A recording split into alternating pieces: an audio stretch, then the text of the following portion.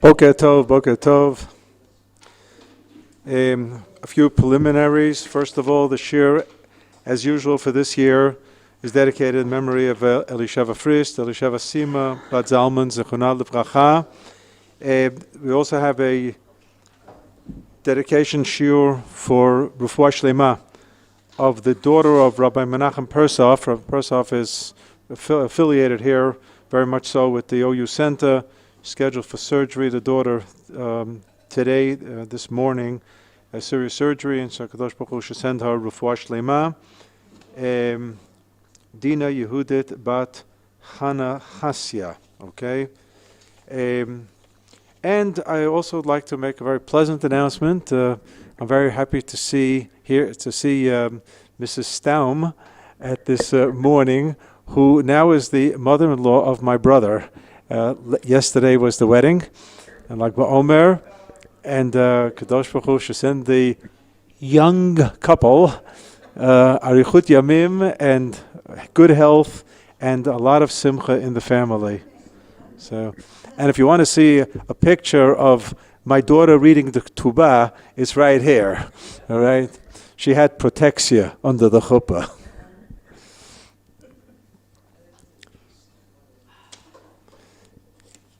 Last week we started the subject of using biblical texts, how Chazal and later the Paitanim, the poets of the Middle Ages, would use and integrate phrases from the Tanakh into their tefillah/poetry. I remember the Rav Zechor Lebracha said once on Tisha B'Av that he had I mentioned this last week already, he had a problem with the very modern keynote for the Shoah, and it wasn't that he felt that on Tisha B'Av the Shoah shouldn't be mentioned. Quite the contrary. He felt the Shoah should be mentioned on Tisha B'Av. He just thought that you can bring out the story of the Shoah through the existing piyutim that we have from the Middle Ages. Some people would contest this and say the Shoah was so different on all levels that no matter what was written about a pogrom of 1096 or 1248 or 1648, it doesn't, add up to the Shoah. There's something to that as well. But what really irked the Rav more than anything else, he felt that the level of spirituality of the poets of the Middle Ages was such that they were imbued with a level of Ruach HaKodesh. They were able to pick out and select the appropriate sections of Tanakh, that those psukim themselves are imbued with this Ruach HaKodesh, and that gave substance to the piyutim. He was a little pessimistic about modern day poets having that level of Ruach HaKodesh. I mentioned that we do have slichot for the pogroms of the Chalmanichke pogroms of the 17th century, 1648. In certain communities, they actually fasted on the 20th of Sivan. In the Eastern European communities, the slichot are printed in some of the Sidurim until this very day. And you see that, 17th century poets felt that they could still write keynote.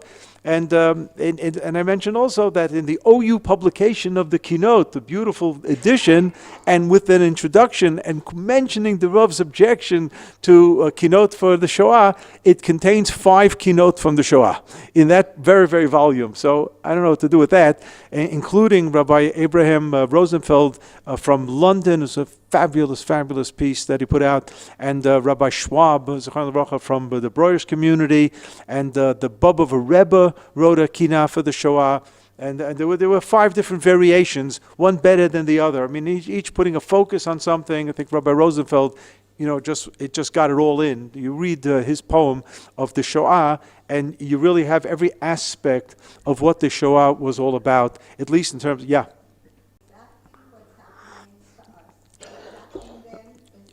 Right, so that's one of the prakim. Yeah. That's one of the prakim. You're right. It's very prophetic. And I can tell you that what's happening to us happened to us in other generations as well. So these chapters of Tehillim are not just David HaMelech sounding off on something contemporary, but there's a lot of Ruach HaKodesh in projection into the future. That there's no question. So it's not an accident that the Anshe Knesset Hagdolah already began the process of formulating tefillot by using and borrowing phrases from Tanakh into formulating the psukim. Sometimes it's direct quote, sometimes it's paraphrase, but you can snuff it out where it comes from. And that becomes important. So last week we looked at the first few sections. We talked about the L'chadodi. That's a 16th century poem of Shlomo Levi Al-Kabatz from Tzvat about Kinis Kabbalat Shabbat and so on, the L'chadodi L'krat Kala. And you can see again, just running through source 1, 2, 3, 4, right? Hitnari me'afakumi, hitori etoruri, Loti voshi veloti kolmi yaminu smotish brotzi. You see it. It's obviously he had the Sefer Yeshayahu open right in front of him when he was composing the L'chadodi. And sources 5 to 9, we talked about the poem of Unutana Tokef Kedushat Hayom, which we say on Rosh Hashanah and Yom Kippur in the Chazarat HaShatz of Musaf, where even though the printer sometimes has large letters and then small letters, and you sometimes get the feeling you're now in new paragraph and so on. It's one long poem from Unutana Tokef Kedushat Hayom until Kedusha, until Mamash Kakatuv Ayadna V'Yecha V'Kara Zer Zev Yamar. So in that area, after Tshuva, Tfilah, Tzedakah, Mavirin, Edroag, Zeirah, so you have Adam Yisado Me'asfar, L'Sofol Le'afar. We mentioned this last week already, the 7 different images of temporariness of human life, as opposed to HaKadosh Baruch Hu, Vatahu Melech El Chai V'Kayam, Ein Kitzvad L'Shnotecha, there's no end to his days, and so on. So I asked the question, why did we need 7 times? And I gave a little homiletical touch to this, that people leave the world differently, and each phrase lifted out of Tanakh spoke of a different way of leaving this world. And that's what the poem was giving expression to. We made mention of sources 10 and 11 and 12 as well, and 13 with regard to Rifa'enu Hashem v'nei Rafei, the bracha in Shmon Esrei, and Ashiva Shaftenu, the bracha of the restoration of the Sanhedrin. And the last thing we did was that source number 13, towards the bottom of the first side, which dealt with the Rambam's viewpoint that there must necessarily be a restoration of the Sanhedrin prior to the coming of Mashiach. And he cites a pasuk from Yeshayahu where it says, Ve'ashiva shoftayach k'vo rishona v'yotzayach k'vachila, which is exactly the phrase that Anshe Knesset Gdolah lifted out of context, made it into the plural, as we mentioned last week already, that the tefillot are in plural, so that we take into consideration our responsibility to also daven for those who are not davening. I mean, that's a big thing by OUisrael. So we daven in the plural, and it's not a personal. It's not that personal. It's personal, but it's also collective at the same time. The Yeshiva Shoftak Roshana Achareichen, and afterwards Yikarei Lach Iyar Hatzedek Kirya Ne'emana, as it reads in source number 12 from Yeshayahu, Surah Parak Aleph. And afterwards, and that led the Rambam in source 13 to suggest 4 lines from the end of the page, and you see that on 13 twice the Rambam uses the phrase Va'ani Savur, and I underlined it at the beginning of and then 4 lines to the end. Anu Savur means it's my opinion, my considered opinion, and the reason I underlined it to make the point. The Rambam, when the Mishnah Torah came out, he was under sustained opposition and criticism by contemporaries. I mean, here you have somebody who puts out this encyclopedic work of all of the oral law. I mean, that's what he says. He says, and I'm not exaggerating, he says, study Tanakh, and then read me, and you're set. Now that's a bombastic statement to make. Now, some people suggested that the Rambam is saying there's no longer a need to study Mishnah and Gemara. Nonsense, as Rabbi Tversky, Zechor L'Bracha, the Rav son-in-law, in his fat book, Introduction to the Mishnah Torah of the Rambam in the laws of Talmud Torah teaches us that a person who's studying Torah should divide his or her learning day into 3 component parts. Mikra, which is Tanakh, the written law, any part of Tanakh, Mishnah, and Talmud. So he doesn't tell us that it has to be a third. Everybody can divide it the way he or she thinks is appropriate. But every day there should be a little bit of a tasting of this, of that, and that. And it just so happens that the Siddur already does us the favor that for those who come on time or a little early to shul before Psukei de Zimra, so after Berachot HaShachar, you have the Psukim from Korbanot, Tzavet B'nai Yisrael, B'amart Aleim, and Ketoret. Then you have the Mishnah from the 5th parak of Masechet Zvachim, Ezeu Mekoman Shel Zvachim. And then you have a little tasting of Talmud, which is the introduction to the Medrash Halacha on Sefer Vayikra, Rabbi Shmuel Omer, B'shlosh Esrei Midot Torah Nidreshet, and so on. So this was done not accidentally, this was done on purpose, so that a person should have at least a tasting of Mikra, Mishnah, and Talmud. But the Rambam believes that he actually thought that your workday should be divided into 3 hours a day to work and 9 hours a day to study Torah. 3 hours Mikra, 3 hours Mishnah, and 3 hours Talmud. So I remember somebody asked Rav Amital, Zichronon Livracha, he said he was a dentist, and he puts in a 9-hour work. So, but he learns. He's a fellow that has a shear. He has a chavruta, he has a shear. So Rav Amital said, only Rav Amital can come up with this idea. He says, the Rambam wasn't talking about the hours on the clock. He was talking about the hours that you value. So if you value your 3 hours of learning, that's 9 hours of your day. And if you value, and turn it around, your 9 hours of work is 3 hours of your day. That's not the pshat. But it calmed this fellow down, and it was a very nice. But really, what the Rambam is saying, if a person has an hour a day to learn, so he says it should be 20 minutes this, 20 minutes that. No, we don't do that exactly. And by the way, this is based on a Gemara in the Masechet Kiddushin. Vishinantam levanecha. Don't read it vishinantam, but vishilashtam. It's a play on words here that you should divide it into 3. They make a type of a triple edge program out of Talmud Torah. But the Rambam even says that when a person is proficient in Tanakh and in Mishnah, so you can reduce the percentage and spend more time, focus more on Talmud and less on Mikra and Mishnah, but you shouldn't neglect Mikra and Mishnah. Fine, so you have this idea, the Rambam saying that we should still study Mishnah and Talmud. So what does he mean in his introduction to the Mishnah Torah? Study Tanakh, study me, and you're all set.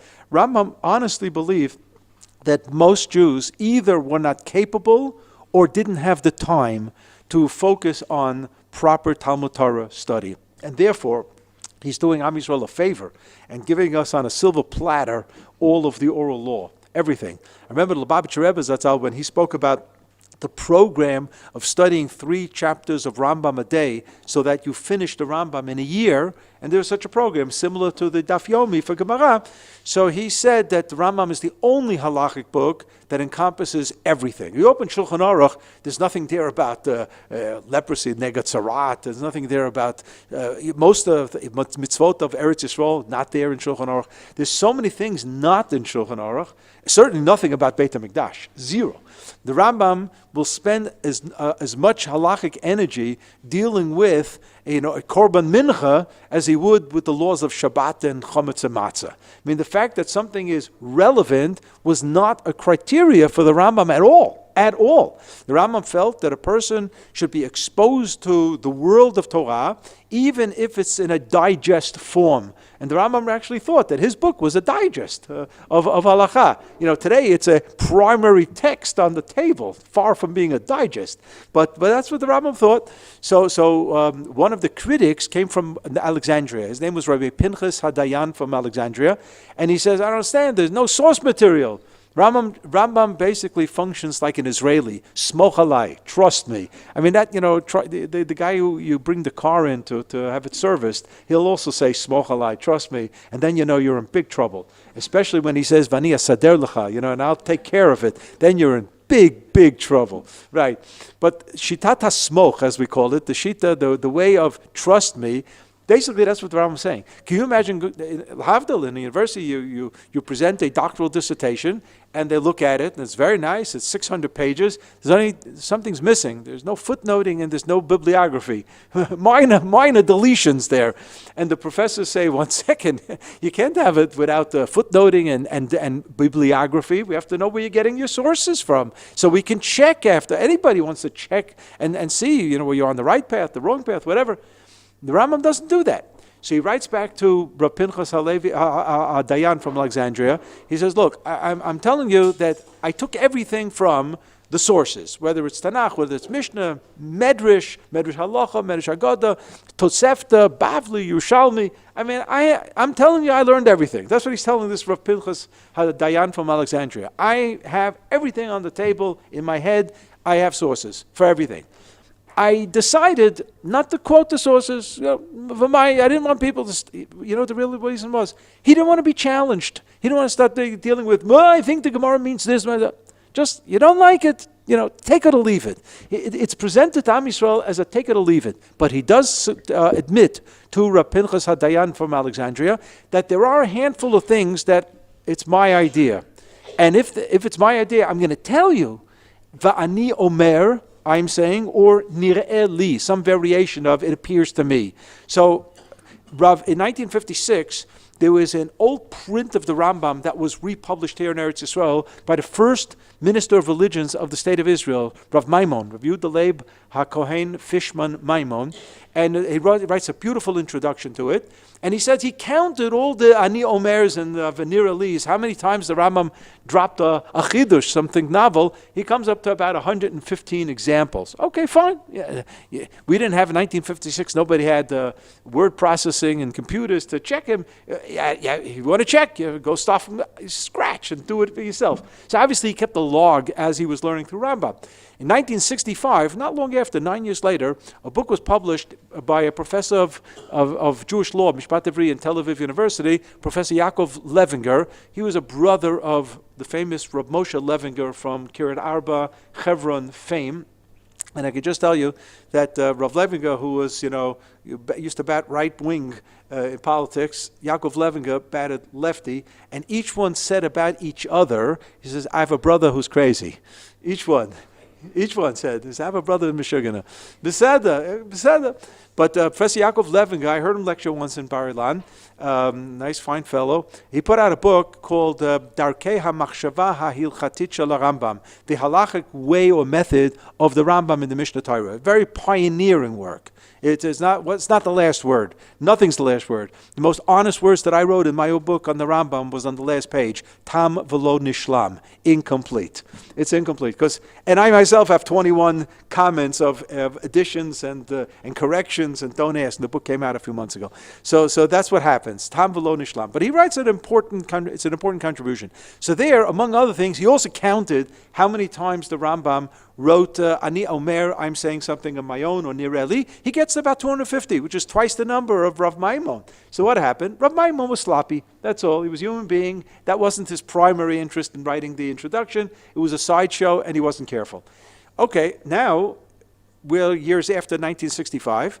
So I have the Rambam on the screen. So I was able to ask the screen, all right, how many sources do I have? Ani Omer. How many sources do I have? Yir'eli, Nir'inli, any variation of.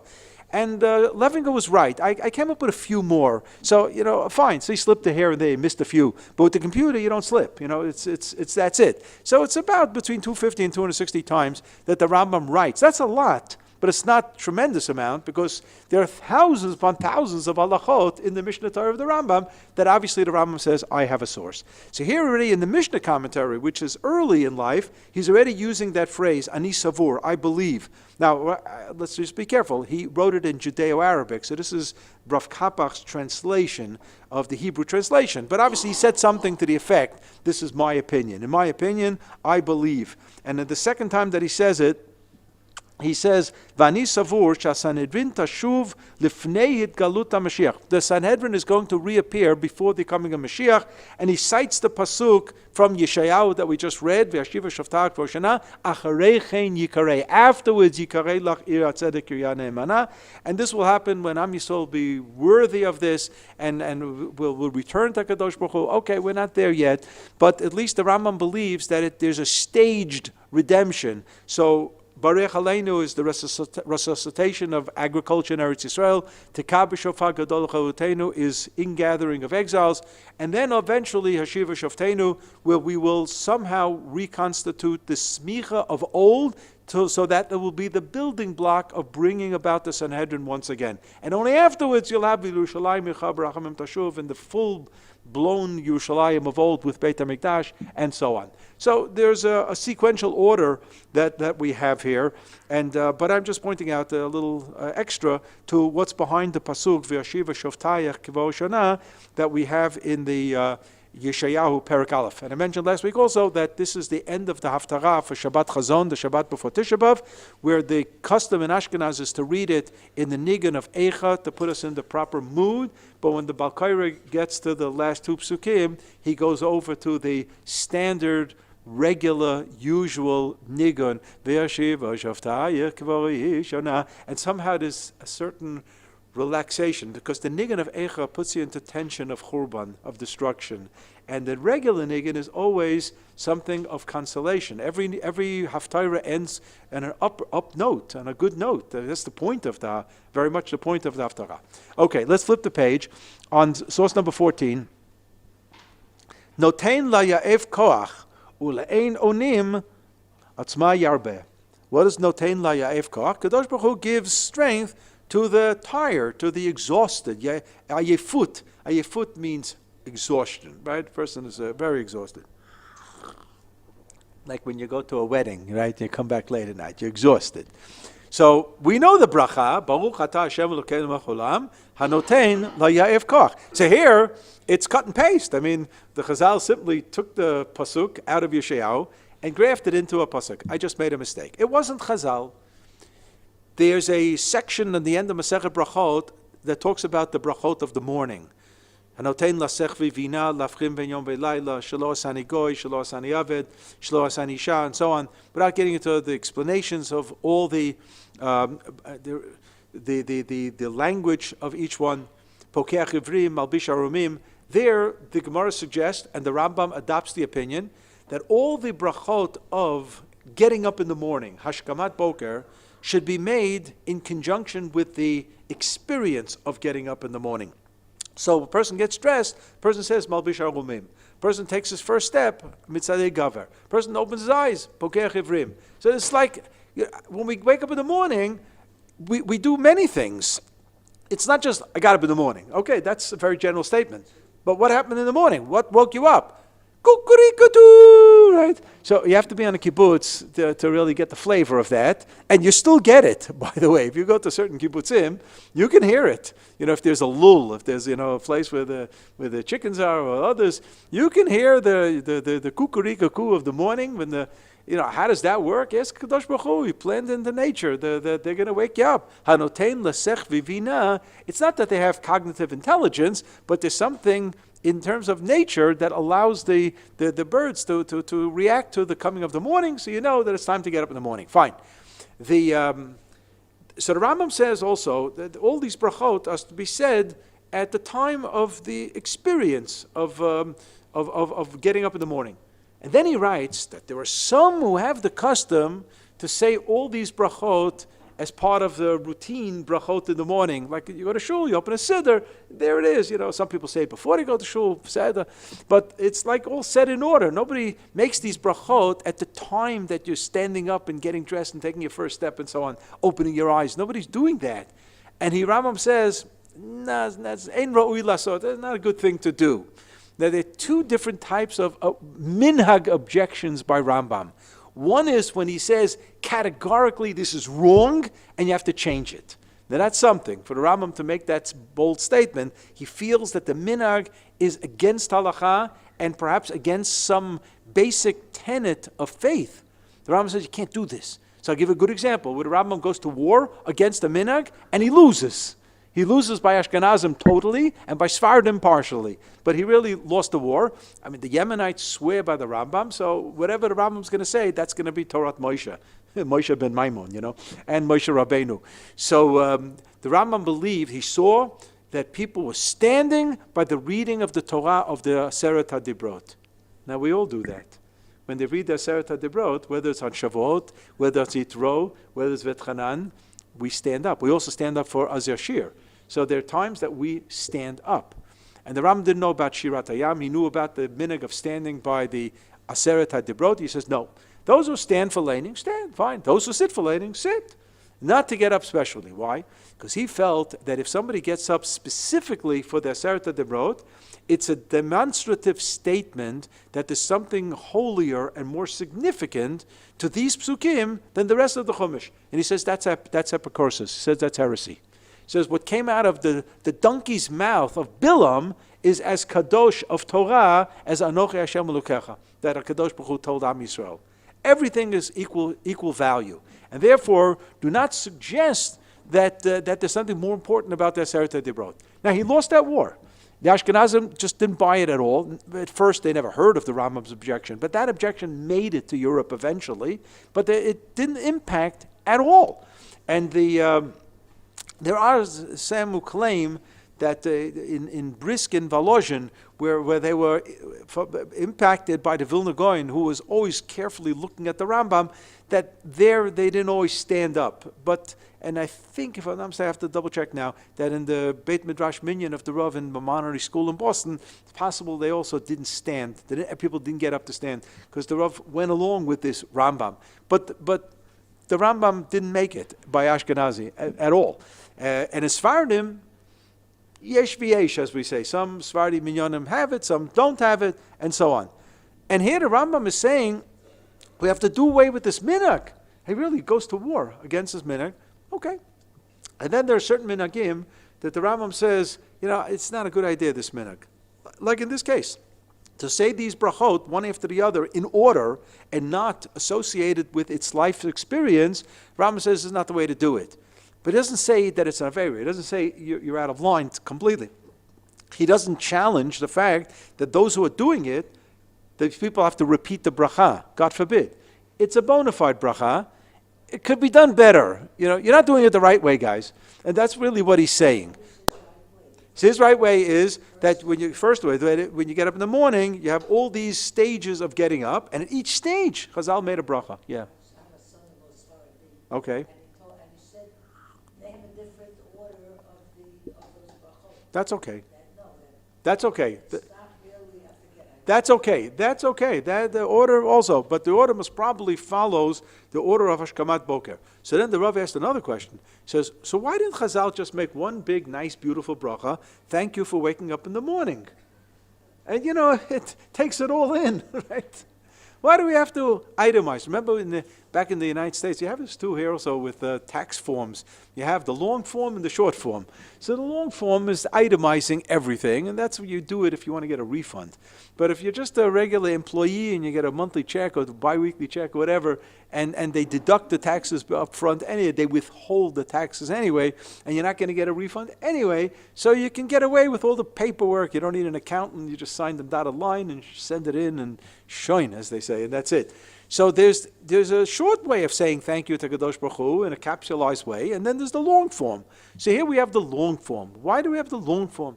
So the Rav said that we learned from the mitzvah of Bikurim a very, very, very interesting halacha of how to say Hallel to Kadosh Baruch Hu. It's called itemizing. It's not just saying. When a person brings Bikurim, it's almost Chag HaShavuot, and the season for Bikurim begins on Chag HaShavuot from the 7 species of Eretz Yisrael. So you're supposed to bring to Beit HaMikdash in a basket from the 7 species, and you make a statement of Hallel. It's about 4 or 5 psukim, and all you had to say was, thank you for these fruits. That's all you had to say. But no.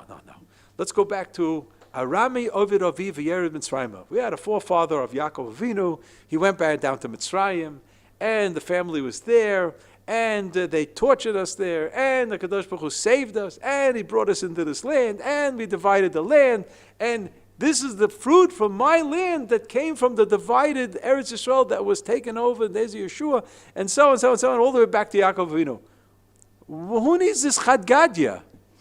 The answer is, that's what Hallel is. It's to itemize. That it's not just these fruits. These fruits obligate you to say Hallel for the stages before these fruits came about. Very, very important. And that's why the author of the Dayenu on Seder night, he begins with Ilu Hotzanu Mitzrayim and brings us all the way down to the building of Beit HaMikdash and every single stage. So what does it mean, Dayenu? It doesn't mean that it would have been good enough and then HaKadosh Baruch Hu would have short-circuited the whole history? No, it wouldn't have been good enough. It was enough to say Hallel just for this stage. This stage alone was so important that we should have said a whole Hallel just for this stage. And Allah Chacham Chama, Tova Mechupelet, now he did this, he did that, he did this, he did that, this, that. He did it all. So our Hallel is like so, it shrivels up. We don't do justice to how much Hallel we should really be saying. So in Bikurim, we learn this idea. And that's why the Chazal built the mitzvah of talking about Yetziat Mitzrayim around the psukim of Bikurim. Because people ask the fundamental question, you have the whole book of Shmot, telling the story of the Exodus from Egypt. Why don't we use those psukim? I mean, there you got the story right there. Why don't we quote sections from Shmot? Why do we jump to Dvarim, Parshat Kitavo, Aramid Ravi, and we start using drashot to squeeze out the story and so on? The Rav said because Sipu Yitzim Mitzrayim is a three-pronged mitzvah. It's storytelling, for sure, Vigadat Levincha. It's also Talmud Torah. We use Medrash, Torah Shabbat Peh, to bring out the story. And more than that, it's Hallel. And there's another pasuk in Kitavo. Higadati hayom Lashem Elokecha kivati al aretz. There the word is, I'm not going to tell a story, but I'm going to sing the praises. That Haggadah is singing the praises. And the Sipu Yitzim Mitzrayim, telling the story of Mitzrayim, is a fulfillment of Hallel on the night of the Seder. And it's derived from Bikurim. So the Rav said, that's why, I remember actually I said it to him as a remez, but then he said it, and I gave him full credit. No doubt, you don't have to have me credit. That on Chanukah, we say the full Hallel. What does B'tzeit Yisrael Mitzrayim, Beit Yaakov, Me'am Lo'ez have to do with Chanukah? So the answer is, if you want to say the story of the Chanukah, take a few steps back to B'tzeit Yisrael Mitzrayim. And the poem of Ma'os Tzur does exactly that. Because the first stanza is Chel Paro V'chol Zaro. We take it back to Mitzrayim. And then we take a few steps forward. Where there's Rubavel, the Bayit Sheni, and then there's the story of Haman. And this is Chanukah. We just lit Chanukah candles and we're hanging the sons of Haman again. Al Ha'etz Talita. What does this have to do with this? The answer is, we're just going from episode to episode until you get to the point. Yevanim Nikbetzu Alai. That's the Chanukah story. But till you get to that, you've gone through 4 stanzas of Jewish history. And that's the idea of Hallel, of very, very, very important. So this is really, the Rav said, why we say all of the Berachot HaShachar as a long form, breaking it down to individual performances, because we want to show HaKadosh Baruch Hu, thank HaKadosh Baruch Hu for this, and for that, and for this, and for that, and for this, and for that, and not taking anything for granted. The Rav went on to say that when we're invited for a meal, let's say a Shabbos meal or whatever, and you want to thank the host for a lovely meal, there are 2 ways to do it. You can say, everything was wonderful. Everything tasted great. I mean, that's a polite thing to say. Or you can say, that entree was really mashu. It was really something special. And the soup, I never ate soup like that in my life. Now that you can say even if you couldn't stand the soup, right? I never ate such soup in my life. And then that, main dish, the meat, the way you prepared it, and the side dishes, and the dessert. Oh, shoot. My endocrinologist is going to slaughter me on the sweets that you put out there. The tea, right? So this may sound a little exaggerated, but the point is, it goes beyond, it was a nice meal. Yeah. Correct. That is very, very nice. Very, very nice to thank the host. To thank the host who invited you and prepared the meal for you. That is quite correct. So now let's get to Noten Layoif Koach. So specifically, this is the end of, it's one of the end, because there's Hamavir Sheina at the end, a long bracha, Hanoten Le'ev Koach. So look at source 15, it comes from Shulchan Aruch. And it says, Yesh noagim livarech hanoten le'ev koach. There are some who have the custom. Get that? Some who have the custom. When you see that, you know what that means? There's some that don't have the custom. That means it's not an official bracha from the days of the Anshe Knesset Hagdolah.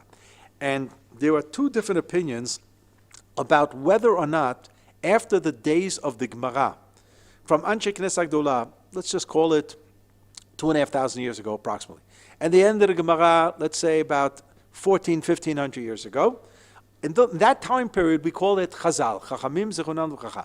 They had the authority to ordain brachot. But in the days of the Rishonim, 10th century, 11, 12, 13, they didn't have the authority to make a bracha, Baruch Atah Hashem Elokeinu Cholam. So if there seems to have been a bracha that wiggled in or got into the siddur somehow, that's a late invention. So there are some who say the bracha without Shem u'malchut, without mentioning Hashem's name, and Melech Olam, which means instead of saying Baruch Atah Hashem Elokeinu Melech Olam, they'll just say Baruch such and such, like Baruch Dayan Emet. Now there is a bracha Baruch Dayan Emet, and that is when people who have to sit shiva hear the terrible news of the passing of an immediate relative, have to make the bracha Baruch Atah Hashem Elokeinu Melech Olam Dayan Emet. The only question is when they say it. Do they say it when they hear the news, or at the levaya, whatever it is, when they kriya, different times when to make that bracha. But that bracha is made b'shem al malchut, with Hashem Elokeinu Melech Olam. But I hear the news in the morning, Hutar lefarseim, they just announced another chayal fell. What's my immediate reaction? Baruch Dayan Ha'emet. So is that a bona fide bracha, or is it not a bona fide bracha? So it's somehow dangling in the air. On the one hand, the Gemara says, Kol bracha she'ein ima Hashem u'malchut lav shmei bracha. A bracha that doesn't have Hashem Elokeinu Melech Olam is not a bracha at all. It's not a bracha at all. So what good is to say Baruch Dayan Emet? On the other hand, there were some poskim who used this form of deletion of Hashem Elokeinu Melech Olam in a bracha, in a type of abbreviated bracha, to use it at a time where you really want to make a bracha, but you know that halachically you're not supposed to make the bracha. So it's a type of compromise arrangement. And indeed, there were some who suggested that because Hanoten Layav Koach was not a bona fide bracha from the days of Chazal, it should only be said in its abbreviated form, Baruch Hanoten Layav Koach. That's not our minhag. That's not our custom. And our custom, it's exactly the way it's in the Siddur, Baruch Atah Hashem Elokeinu Melech Olam Hanoten Layav Koach. So Shulchan Aruch, this is Rabbi Yosef Karo, he's aware of the fact that some people didn't even say it. Yesh noagim levarech Hanoten Layav Koach. And then he says, Ve'ein divreihem nirim. I think that's not right. So Rabbi Yosef Karo is saying, there's some people who say the bracha noten le'ef koach, and I'm telling you it's wrong. And then the Ramah says, Acha minhag pashut, the widespread custom, bivnei Ashkenazim lo umra. The Ashkenazi custom is to say it. Now, yesterday was like Boimer. So when I said a few words under the chuppah for my younger baby brother's wedding, so I quoted from the Matzeva of the Ramah. We are 15 generations from the Ramah, my family. So on the Matzeva, those who have been to Poland, or with me or without me, on the Matzeva, it reads, Lemispar b'nei Yisrael. Biyom gal lemispar b'nei Yisrael. Gal is Gimel Lamed, but it's a flip of Lamed Gimel. It's the 33rd. Gal is Gematria 33. Biyom gal, on the 33rd day of the counting of Am Yisrael, which means on the 33rd day of the Omer. Yesterday was the yahrzeit from the Ramah. So the idea of Lag BaOmer was made into a little bit of a Yom Tov because the Ramah upgraded it to a Yom Tov. In Rabbi Yosef Karo, the Sfardi from Tzfat, does not have it as a Yom Tov. It's the Ramah who makes it into a little bit of a Yom Tov. So, and of all things, he dies on Lag BaOmer. His yahrzeit is on Lag BaOmer. So he says that we Ashkenazim do say the bracha, and indeed we do.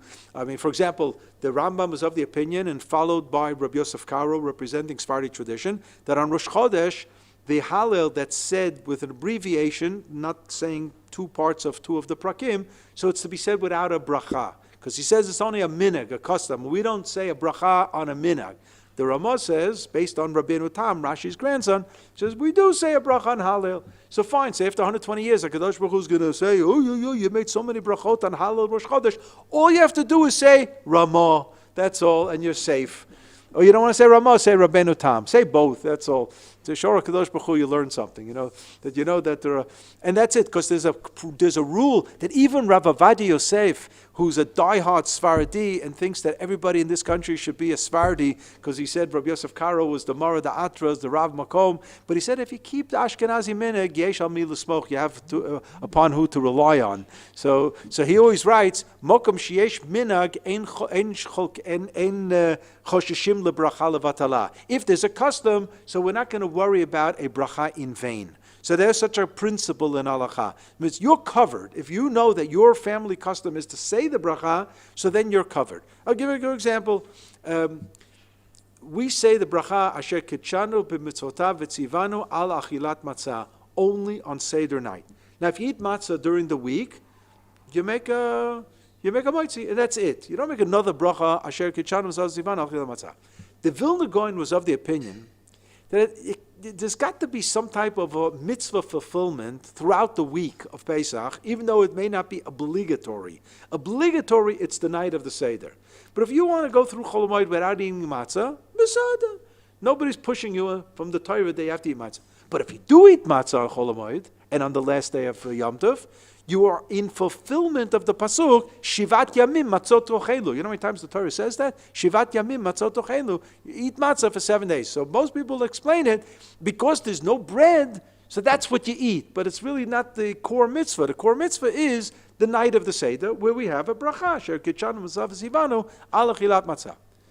But there were some communities in Europe that actually made an Al Achilas Matzah throughout the week when they ate matzah. Because it's not that they were obligated, but they were in fulfillment of a mitzvah. And the Vilna Gaon believed that you are in fulfillment of a biblical mitzvah by eating matzah the second day, the third day, the fourth day, until the seventh day, and you could make a bracha. I'll give another example where the Vilna Gaon says what he says. There's a mitzvah, rabbinic mitzvah, to read the Megillah on Purim, right? I didn't say anything new here. What about reading Shir HaShirim on Pesach and Kohelet on Sukkot and Ruth on Shavuot? That's a custom. It's a custom. So, many shuls, they'll have somebody read it from a Tanakh or read it from a printed Chumash. Some shuls, they'll read it from a klaf, from a scroll, right? So here in Eretz Yisrael, if you read it from a scroll, the Balkair is going to make a bracha. Asher kitchanu v'sazav zyon al mikra Megillah, and a shechiyanu to the bargain. Even for Eicha on Tisha B'Av night, without a shechiyanu. Not so appropriate to say shechiyanu for Tisha B'Av, but asher kitchanu v'sazav zivanu al mikra Megillah.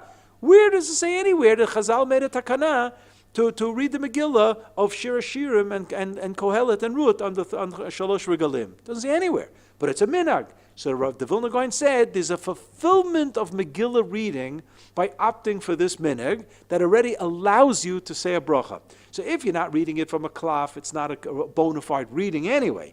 But if you read it from a klaf, from a scroll, so it's a bona fide reading, and you can make a bracha, v'tzivanu al mikra Megillah.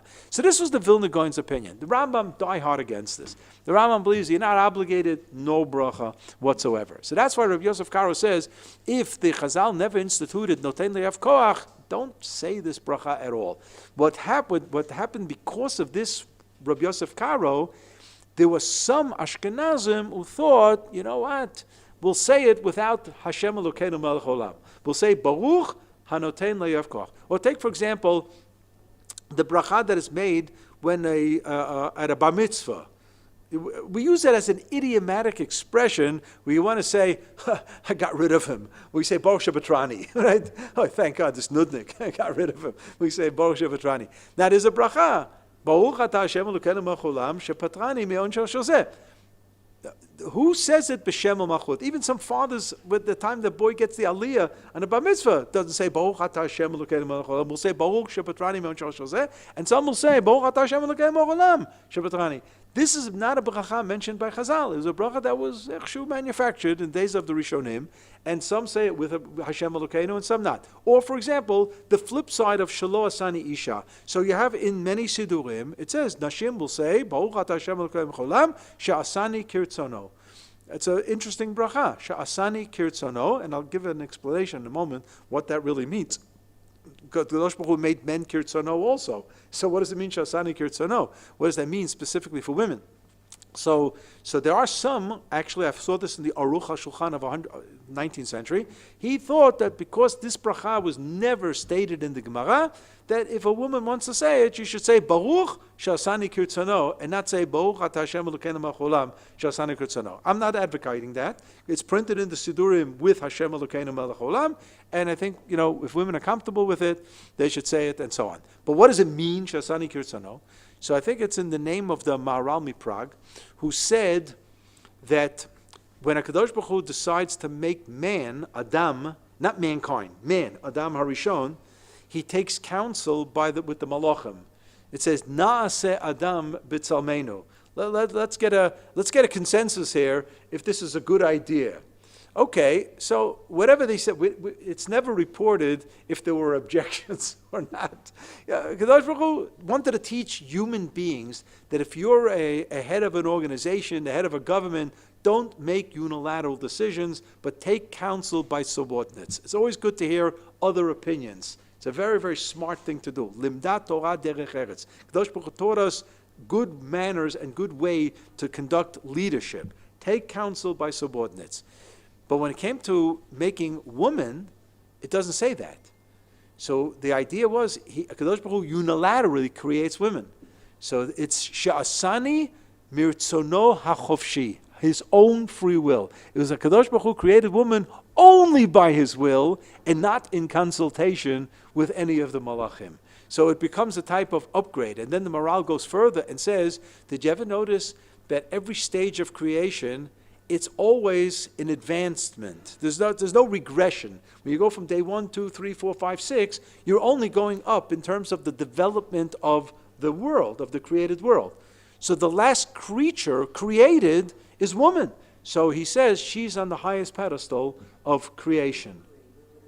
So Rivka agrees. I think his wife told him to say that, Maharal's wife told him to say that. But why did he say that? He said that many of them, some women feel a little bit insulted that there are mitzvot, that they're not obligated. The Maharal says just the opposite. There are mitzvot that men need for spiritual improvement, that women have no need for it because their starting point is on a higher pedestal of spirituality. So that's nice. That's a nice thought of the Maharal Miprag.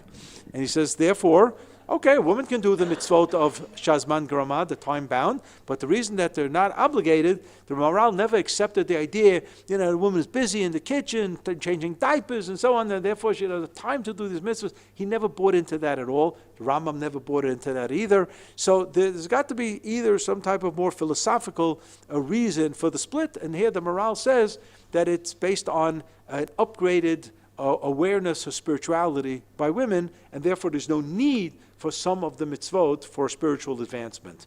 It's a very, very nice thought. And the Maharal lived 300 years ago. I mean, this is not a man who was impacted by feminism on any level whatsoever.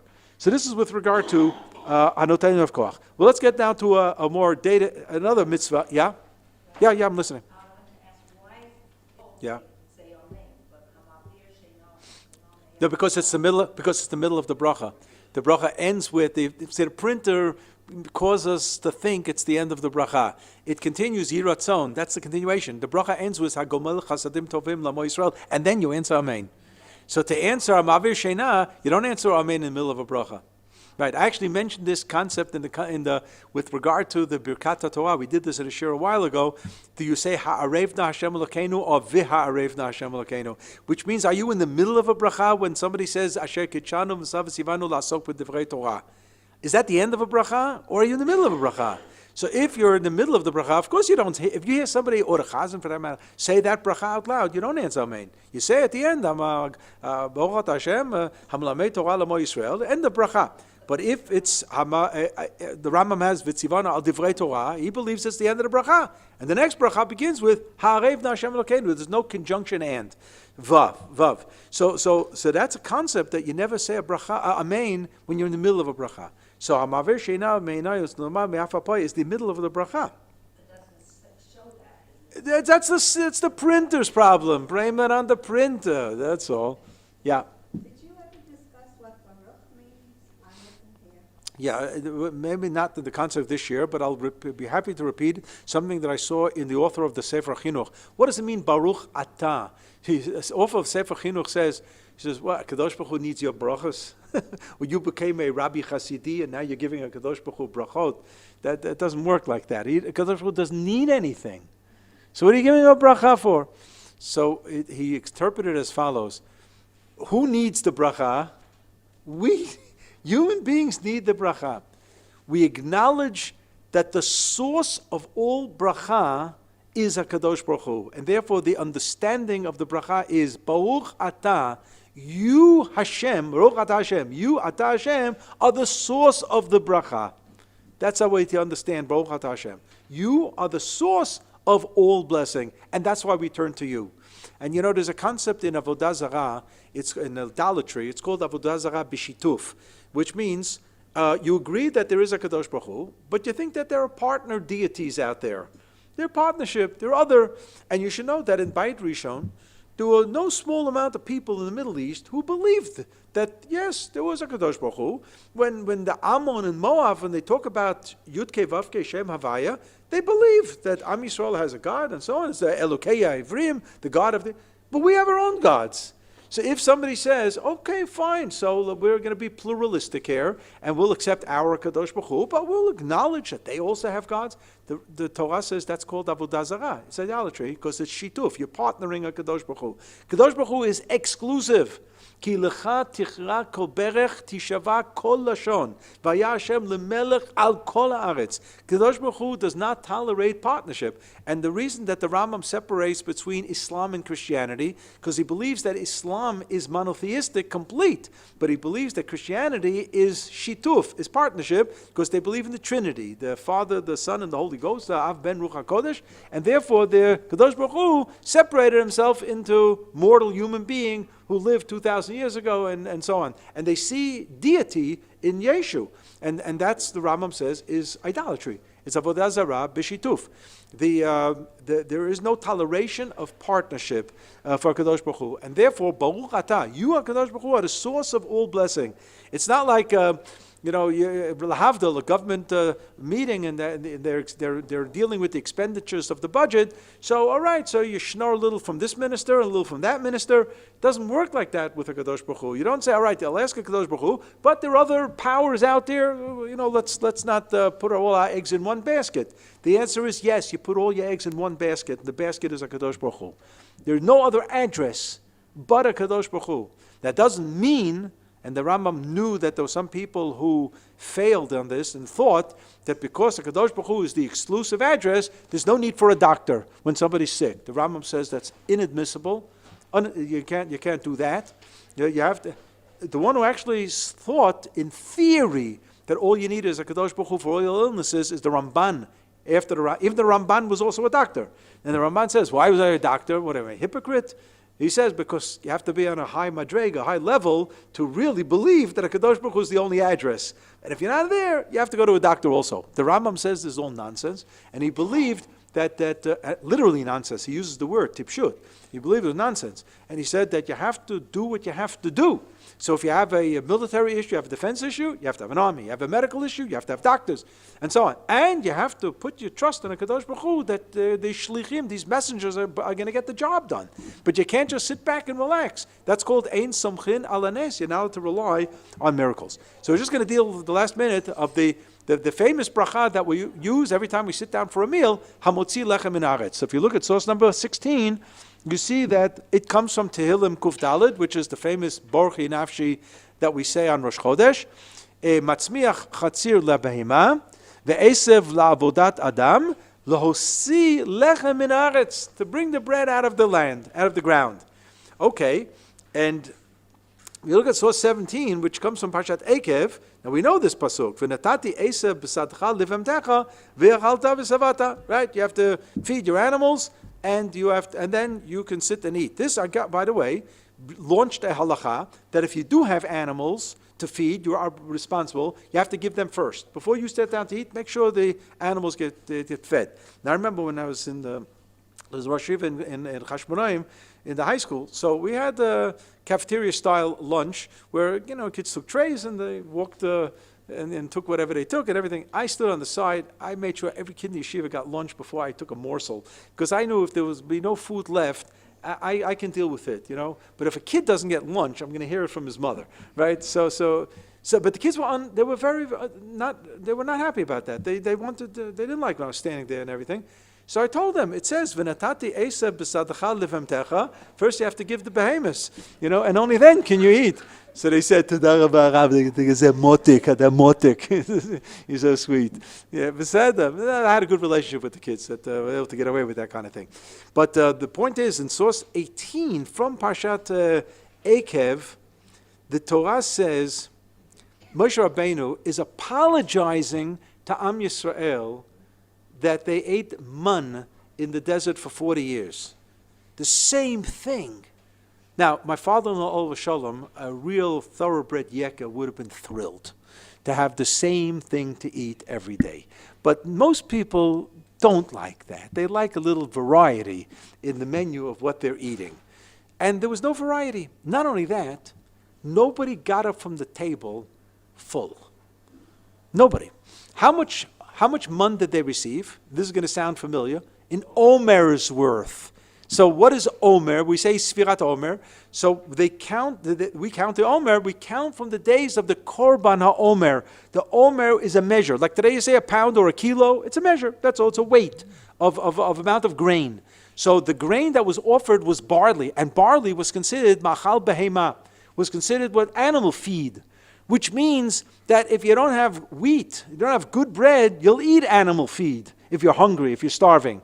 And the minimal amount of grain to sustain a human being for one day was an omer's worth. I'll translate that then into calories, 1,200 calories. 1,200 calories a day is, if you have that, you'll live. You'll live nicely. Less than that is called, you're getting starvation diet. In those who survived the first selection in Birkenau and lived for maybe 3 months, they died from starvation. They were given 450 calories a day of nutrition. And we're also very nervous. How many of those who are alive now in Gaza, how much calories are they getting, if they're getting food at all? How much are they getting? So 1,200, the problem is we eat 3,000 calories a day, and then all of a sudden you're on the walker and you're doing this and you're on diets and whatnot, because we overeat, but 1,200 calories. Am Yisrael received exactly the amount of what they needed to sustain them for a day. Nobody got from the table with a sensation of full. And Moshe Rabbeinu apologizes in source 18. Vaya'ancha vayarivecha. We tortured you. I know you were tortured. You didn't have a good sensation. And you were hungry. Because a person doesn't have a lot to eat. You're hungry. Vayachilchata mana shelo yadata. You ate this unknown food, man. And your forefathers never heard of this either. Why did HaKadosh Baruch Hu do this? I came to teach you a lesson. Man does not live on bread alone, but on what comes out of God's mouth. But Moshe Rabbeinu says, I got good news for you. You are going into a land of Eretz Chita U'Seorah, Gefen Te'ina V'Rimon, Eretz Zeit Shemen U'Davash, the land of the 7 species, and there, Ve'achalta, you will eat, and here comes a new word in the language, Ve'savata, you're going to feel, in Yiddish we translated it, Zat, satisfied. You're going to be, whoa, that was a good meal, but don't forget, Uve'rachta et Hashem Elokecha ala Aretz Asher Natan Lach. So what does that mean, ala Aretz Asher Natan Lach? It means Eretz Yisrael. Even somebody benching, saying Birkat HaBazon in Los Angeles, in Teaneck, in Golders Green, in Melbourne, Australia, he's not thanking the God, the Kadosh Baruch Hu, for the wheat in Idaho, Nebraska. In Idaho, Nebraska. He said he's thanking Kadosh Baruch Hu for that Kadosh Baruch Hu gave Eretz Yisrael the power to give off the fruit. And if you're not deriving it from Eretz Yisrael, you ought to be here to derive it. And that's the bracha hamutzi lechem min haaretz, from the land of Eretz Yisrael. That's what it means. And that's what David HaMelech said when he said, Hotzi lechem min haaretz. And that bracha that we say every time we eat a piece of bread, hamutzi lechem min haaretz, brings us to Parshat Ekev of V'achalta v'savato v'rachta, of the fruits of Eretz Yisrael. And that's why the bracha comes from this Baruch Nafshi. everything about Baruch Nafshi talks about the scenario of the agriculture, the flora, the birds, and everything has to do with the nature of Eretz Yisrael. That's what Baruch Nafshi Tilim Kuf Dalet is all about. Okay, we'll continue with this page yet next week, and then I have another page already. Okay, Seder. Go through.